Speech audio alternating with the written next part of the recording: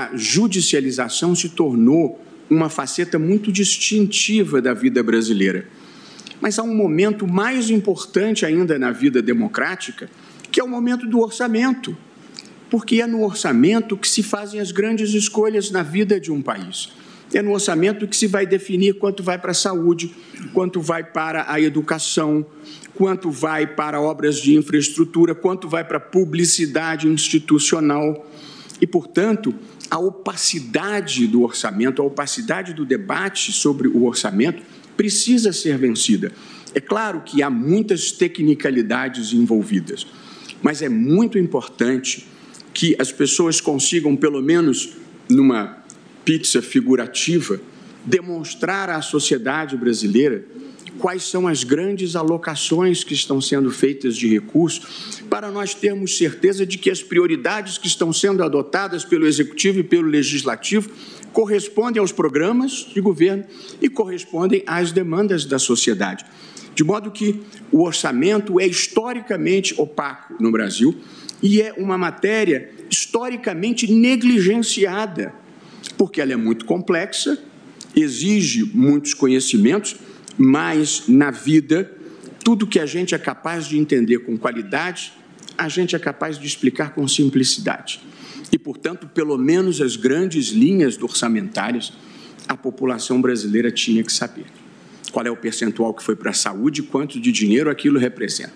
Qual é o percentual que foi para a educação e quanto de dinheiro aquilo representa. Acho que isso vai ser uma mudança qualitativa na democracia brasileira. A capacidade da sociedade entender essas alocações. Porque o dia que a sociedade conseguir entender melhor essas alocações, talvez se possa até mesmo diminuir a judicialização. Porque na medida em que a gente compreenda as escolhas trágicas que muitas vezes têm que ser feitas, acaba essa distribuição muitas vezes voluntarista de recursos pelo poder judiciário. Portanto, presidente, em primeiro lugar, a falta de transparência. Em segundo lugar, claramente, a meu ver, uma burla à iniciativa do presidente da República. Tanto a iniciativa do encaminhamento da proposta orçamentária, como violação do devido processo orçamentário, na medida em que o relator, só ele e a comissão podem fazer definições muito expressivas que não são previamente submetidas ao plenário. Em terceiro lugar, já destacado pelos demais, excesso de discricionariedade. Não é possível que uma pessoa seja responsável pela alocação de 21 bilhões do orçamento. Simplesmente não é uma discricionariedade aceitável em uma democracia. E, portanto, é preciso questionar esse ponto e concluir que ele não é compatível nem com o princípio democrático, com o princípio representativo, nem com o princípio republicano. Em quarto lugar, eu vislumbro aí uma violação da separação de poderes.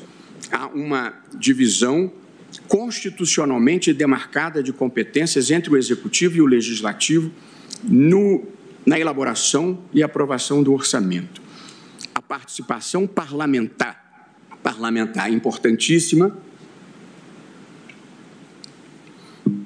está institucionalizada nas emendas individuais e nas emendas de bancada e mesmo nas emendas de comissão. Não há fundamento constitucional para se criar mais uma categoria de emenda que dê protagonismo ao parlamento para além dessas que têm previsão constitucional.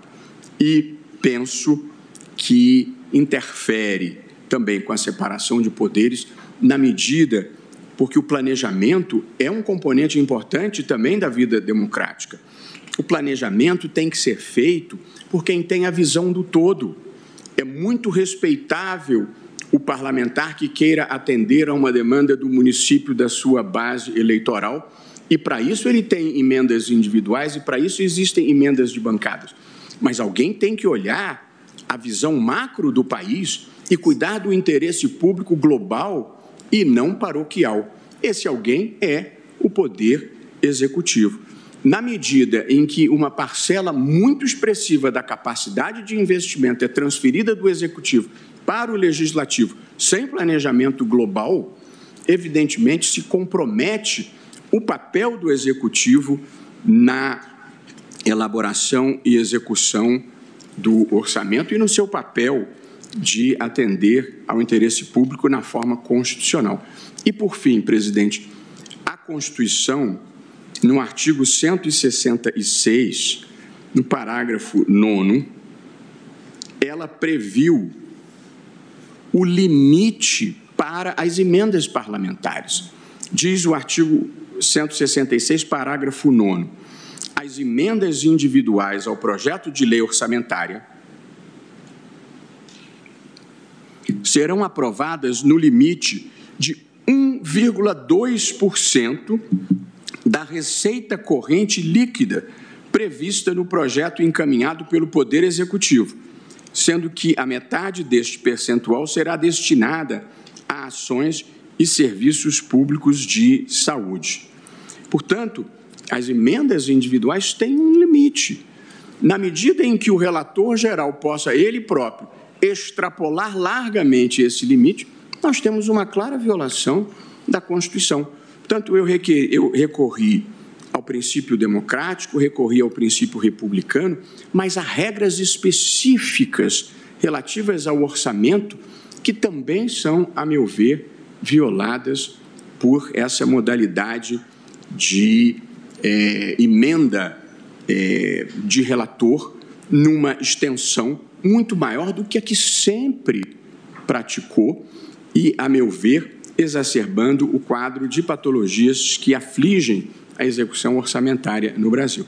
Portanto, presidente, eu queria concluir reiterando respeito e apreço pelo Congresso Nacional, destacando a importância do Congresso Nacional na elaboração do orçamento e na alocação de recursos orçamentários, mas essa importância foi demarcada adequadamente pela Constituição e por emendas à Constituição aprovadas pelo Congresso, que tornou impositivas as emendas individuais e tornou impositivas as emendas de bancada. Acho que foram providências relevantes, que institucionalizaram a relação entre o Executivo e o Congresso, e acho que essas emendas de relator, nesta moldura, desinstitucionalizam essa relação e restabelece um toma lá da cá que eu penso que cabe a nós, que devemos zelar pela probidade, pela moralidade, pela integridade na alocação de verbas públicas e, sobretudo, pela capacidade de planejar e pensar um país para atender às suas prioridades globais e não apenas os interesses paroquiais. Por essa razão, presidente, compreendendo e respeitando as posições diferentes, mas entendendo também que nenhuma democracia no mundo concede ao legislativo discricionariedade na aplicação de 30% do orçamento, de 20 bilhões de reais, porque isso desequilibra a separação de poderes e dificulta a governabilidade. Eu penso que o voto de Vossa Excelência equacionou da maneira adequada e equilibrada essa matéria e acho que é um passo para nós voltarmos a uma certa normalidade orçamentária que, na minha visão, foi quebrada. Portanto, o meu voto, presidente, é acompanhando com louvor o de Vossa Excelência.